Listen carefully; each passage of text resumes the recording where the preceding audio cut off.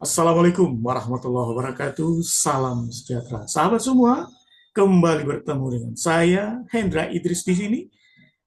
Kita kembali membahas tentang tema transplantasi organ.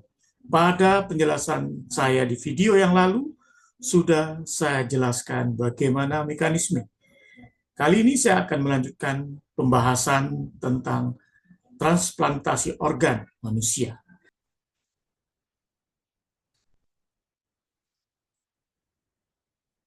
Dikatakan dalam pasal 341 PP 28 2024, pemeriksaan kelayakan calon donor hidup sebagai pasal 335, nanti kita lihat pasal 335 tentang apa. Terdiri atas pemeriksaan medis, kedua psikologis tadi yang dikatakan, sosio-yuridis. Pemeriksaan medis ini bisa adalah dengan cara mekanisme medis awal dan screening di rumah sakit yang ditetapkan oleh pemerintah sebagai apa? Penyelenggara transplantasi organ. Gunanya dalam rangka memastikan kelayakan si pendonor ini dilihat dari segi kesehatan. Jadi harus perhatikan. Kemudian pemeriksaan fisiologis ini seperti apa? Yaitu mengidentifikasi dan memahami berbagai aspek psikologis calon donor, pendonor ini.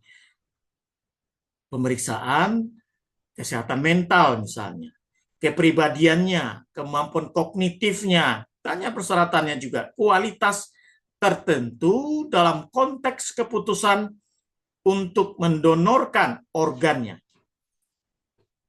Ayat 4 kata pasal 341 PP 28 2024. Pemeriksaan sosio-yuridis ini adalah pemeriksaan untuk mengidentifikasi pelaksanaan transplantasi sesuai dengan norma agama, budaya, etik, dan hukum. Pemeriksaan kelayakan calon donor hidup ini ya dikatakan dapat lebih dari satu calon donor, ya, pendonor, ya, diperiksa satu, ini di si A layak atau tidak, kedua diperiksa lagi. Tetapi dalam prakteknya tentu saja dia harus si resipien ya harus memilih satu. Tapi kalau dia misalnya yang satu organnya ginjal, yang satunya dia organ lain, misal mata, mungkin matanya juga diperlukan donor, ya. Bermasalah matanya misalnya, mohon maaf, seperti terganggu, tidak bisa melihat barangkali. Ya, diatur demikian.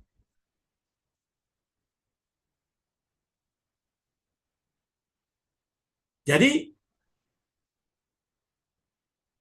bagaimana asal muasal? Dari siapa sumber daripada transplantasi organ manusia ini?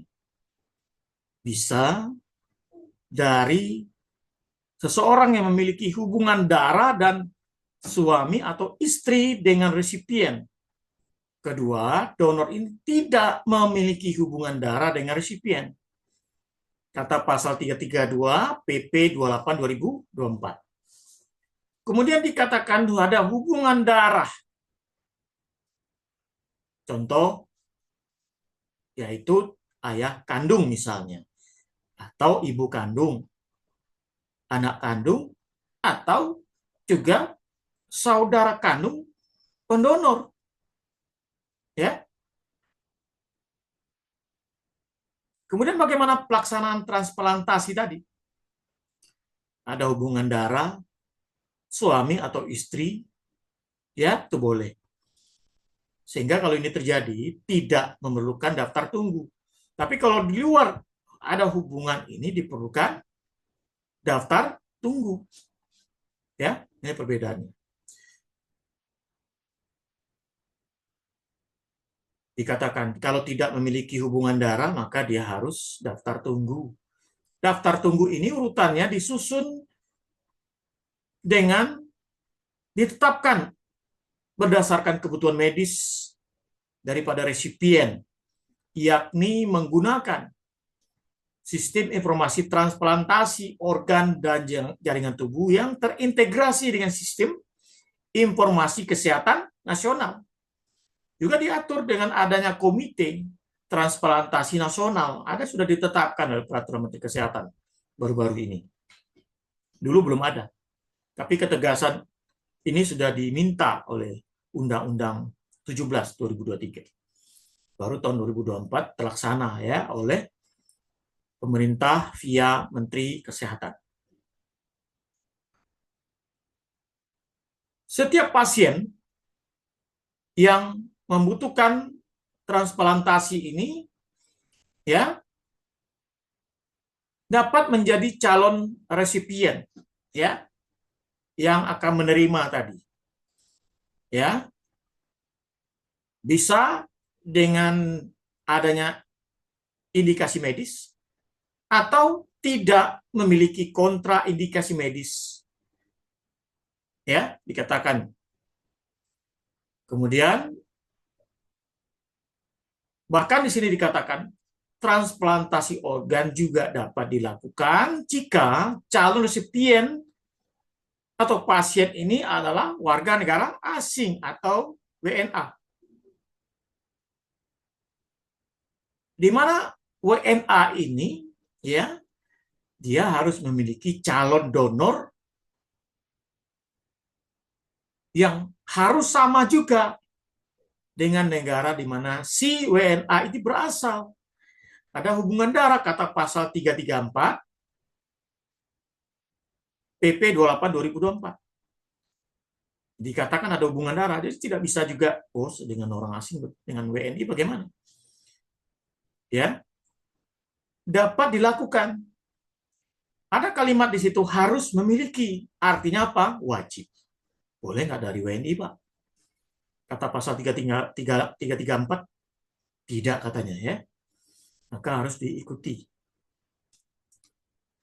Kemudian apa proses persyaratan lainnya di dalam transplantasi organ dengan donor hidup? Yaitu pendaftaran calon donor hidup, calon resipien, kemudian pemeriksaan kelayakan calon donor hidup yang pendonor tadi, kemudian adanya kecocokan antara donor hidup dengan resipien, ya, organnya, ya. Kemudian operasi transplantasi ini pelaksanaan pasca operasi, ya, setelah dilakukan juga dievaluasi. Kemudian bagaimana kemudian kegiatan penyelenggaraan pelayanan kesehatan dalam transplantasi dengan donor hidup? Adanya dikenai paket biaya pelaksanaan. Jadi ada biaya, tapi bukan jual beli. Ya, dikenakan biaya menurut dalam Undang-Undang Kesehatan. Jadi bukan jual beli. Ya. Oleh undang-undang dikatakan bukan membayar tapi adalah paket biaya pelayanan. Apa paket biaya ini kata pasal 335 ayat 2 yaitu biaya pelaksana pelayanan kesehatan bagi calon donor serta pemeriksa kelayakan kecocokan antara resipien. Ya. Biaya pelaksana kesehatan pemeriksaan kelayakan kecocokan calon donor yang gagal menjadi donor. Biaya operasi transplantasi bagi organ bagi donor resipien. Biaya perawatan pasca operasi transplantasi organ. Jadi biaya-biaya yang dikenai adalah bukan biaya jual beli, bukan biaya kompensasi, tapi biaya kesehatan. Menurut Undang-Undang Kesehatan, ya, pemeriksaannya butuh biaya. Kelayakannya, operasinya juga.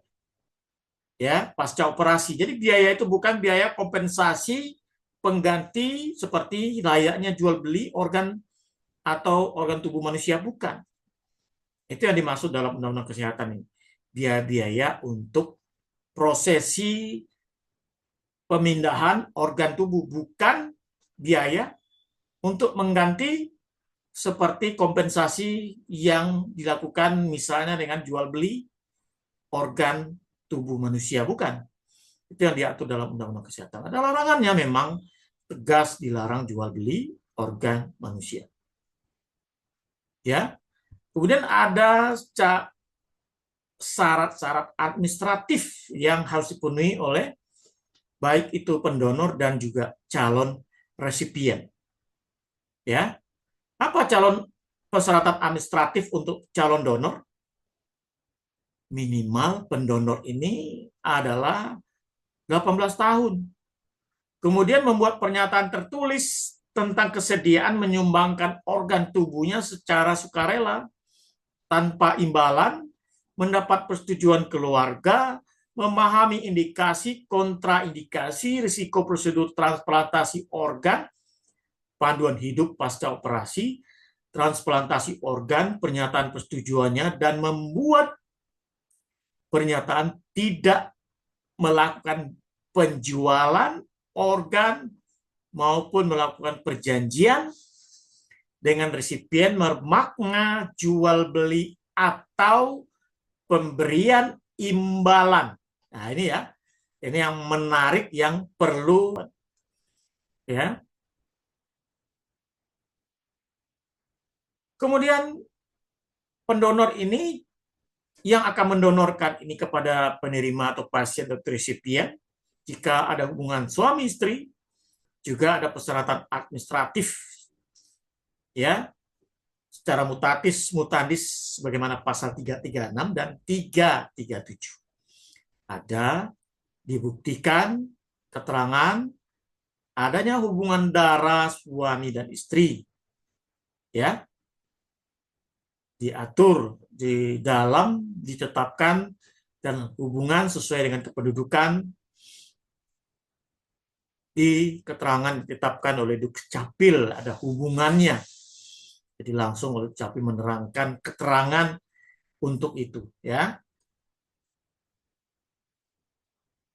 Kemudian juga ada persyaratan administratif untuk pasien atau calon penerima atau calon resipien penerima organ tubuh pasien, ya.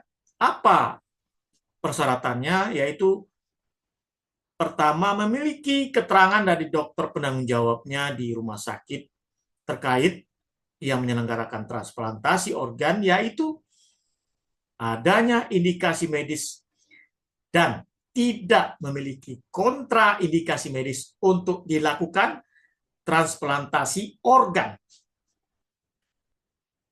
Kemudian ada kesediaan membayar biaya penyelenggaraan pelayanan kesehatan. Ini beda ya.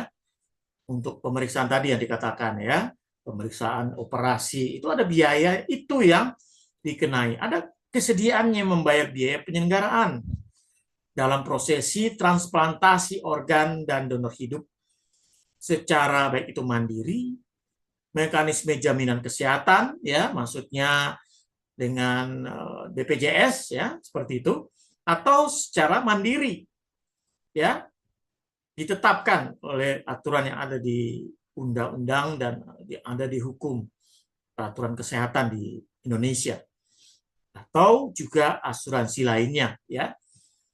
BPJS pemerintah juga asuransi lainnya diatur dan mereka punya, itu silakan.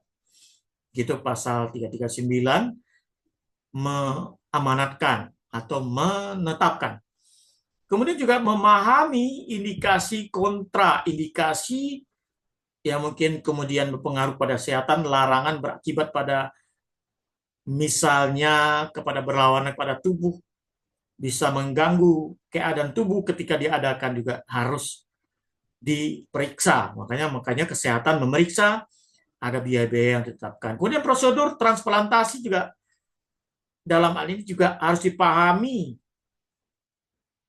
dan juga memberikan persetujuan diadakannya transplantasi ini dan bersedia tidak melakukan pembelian. Lagi-lagi dikatakan bersedia. Tidak ada kompensasi jual beli dan imbalan. ketika dia dalam hal ini ketika menjadi calon resipien membeli, dilarang ya memberikan kepada si pendonor. Pendaftarannya harus mengacu secara mutatis di pasal 33 dan 39 dan tercatat dalam sistem informasi transplantasi organ atau jaringan tubuh yang terintegrasi ke dalam sistem informasi kesehatan nasional. Jadi harus ditetapkan dan harus tercatat. Ya. Kemudian harus yang jelas harus ada kecocokan ya segi medis maupun non medis antara pendonor dengan resipien atau pasien, pencocokan dengan tim yang ditetapkan oleh pemerintah yaitu tim transplantasi atau komite transplantasi yang ada pada rumah sakit sebagai penyelenggara transplantasi organ. Baik sahabat semua, demikianlah penjelasan saya, pemaparan saya tentang tema kali ini. Semoga apa yang saya sampaikan bermanfaat, menambah wawasan kita. Sampai ketemu lagi di video-video saya selanjutnya membahas topik yang sama. Saya Hendra Idris. Sampai jumpa. Assalamualaikum warahmatullahi wabarakatuh.